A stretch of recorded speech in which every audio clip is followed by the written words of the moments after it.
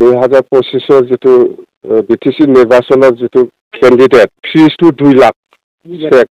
सेक बादि बोलायगौ रां नङाबा जेबो खामानिखौनो बिथांमोना मावनो नागिरा 2025 नि जे बिटिसि इलेक्शन बेवहाय बिपिएफ निफ्राय टिकेट लानो गोसोब्ला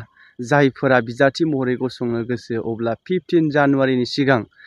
मोनसे आर'जलाइ गथायनायजों लोगोसे पार्टीनि मुङाव 2 लाख रां जेतु चेक गथायनांगोन बा डनेशन होनांगोन नैबे बाथ्राखौ हाग्रामा महिलारि बिथां सारनि बुंनाय बाथ्रानि सायावहाय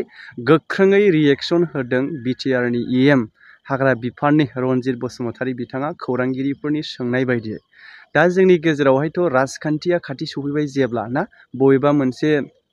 पार्टी बा एगेन्स्ट दोलोनि पार्टीया माबा मोनसे बुंथाव पार्टीनि जे बुंथावगौ बाथ्रा ओंखारोब्ला बिनि सायाव गोख्रों रिएक्शन होनाय बिनि सायाव गोख्रों फिनजाथाय होनाय नैबेबायदि थासारि जोंनि गेजेराव निश्चय सोलिबाय थासिगोन नाथाय बेफोरो माने फैसा लानाय लायैफोरा बे डनेशन बिनाय बिफोरा बेफोरो गावबागाव पार्टीनि डिसिसन मानो होनब्ला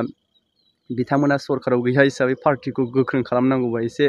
नांगोनबो ना बेफोरबायदिखौ दा बेफोरनि जाउनावनो बेफोरखौ डनेशनखौ लानांगौ जाहैगोन खोमा आंनि आन्दाजावहाय दा नाथाय राजखान्थियारि बिथिङावहाय जों नुगासिनो जायफोर दैदेनगिरिफोरनि गेजेरावहाय गावबागाव पार्टीखौ लानानै सोरखौबा बबेबा मोनसे फंसे खोथाजों बिथांमोनखौ डाउनाव दोननो हानाय गावखौ गोजौआव दैखोनो साननाय नैबेबायदिया जोंनि गेजेराव सोलिबाय थाखाय नो डाउट बिथांमोननि गेजेरावल' जादों बेबायदि नङा गुबुन गुबुन दैदेनगिरिफोरनि गेजेरावबो बे थासारिया सोलिबोगासिनो आरो सोलिलांबाय थागोनबो राजखान्थियाव जिहेतु थगायनाय फोलानाय बे एक नाम्बार हिसाबै जोंनि गेजेराव दंखायो दा गोलावथार बाथ्रा बुङा मानगोनां रायजो राजाफोर नोंथांमोना अब्ला नैबे भिडिअखौ जोबजासे नायलांदो आरो लोगोसे मोन्दांथिखौबो कमेन्ट खालामनानै जाबाय बाहागो लानानै गाहाम मोनदों देग्लाय बिदि बोसोरा थार्मेटिं बोसोर दुलाराय बर' फरायसा आफादनि गतिके देग्लायनि जा हाबाफारि बे खोब जाक जमजासिनो दं आरो बर' हारिनि खौसेथि आब्रुथि बे देग्लाय बांसिन फकास जादों दुलाराय बर' फरायसा आफादनि दालायानो होन बा दखरायानो होन बा जिल्लानि प्रग्रामफ्रानो होन खोब जाक जमक भाबै जादों जेरावबो जादों बेखौ नुनानै गोजोननाय मोनदों हाग्रामा महिलारि बिथाङा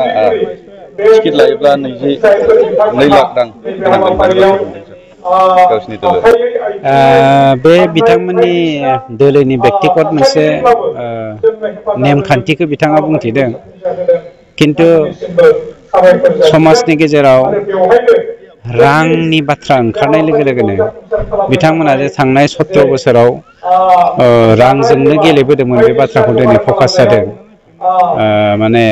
रां नङाबा जेबो खामानिखौनो बिथांमोना मावनो नागिरा रां नङाबा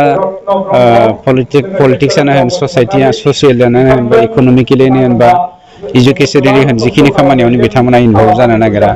बे बाथ्राखौ दिनै बिथांनि बुंनाय बाथ्रानिफ्राय फकास जादों किन्तु आंबो खोनादोंसो बेसेबां सैथो आं बुंथिथ'वा मोजाङै बिश्वनाथ जिल्ला सनितपुर जिल्लाया बिटिआरआव हाबनायनि खामानियाव आवगायनानै ओरैनोथ' फ्राय फाइनालानो जाबाय जेब्ला बियो बिल जागोन बिल जानाय लोगो लोगोनो 60टा समस्तियाबो दानाय जागोन 60टा समस्ति जायोब्ला बियो हलरैजे बिश्वनाथ जिल्ला आरो सनितपुर जिल्ला मोननैबो सरजाबफागोन गतिके जोंनियाव गासै मोनस्नि जिल्ला जानायनि सम्भावनाया फ्राय दङ दाबो जेरावहाय सनितपुर बिश्वनाथ जिल्लाया उदालगुरि जिल्लाजों सरजाबजानानै दंखायो बे 60टा गामिया आरो 60टा गामिनि सिङाव हाग्रा ओनसोल थानाय बिनि अनगायैबो गोबां जोंहा गामिफोर दंबावो बेफोरो जोंनि उदालगुरि जिल्लाजोंनो सरजाबजानानै दङ कार्बि आंलंआव थानाय बर'फोरनि थाखाय एसटि बेखौ साफ्रोमबो बर'आनो लुबैयो आरो बेखौ जाफुंनायनि थाखाय जों बयबो खामानि मावगासिनो दङ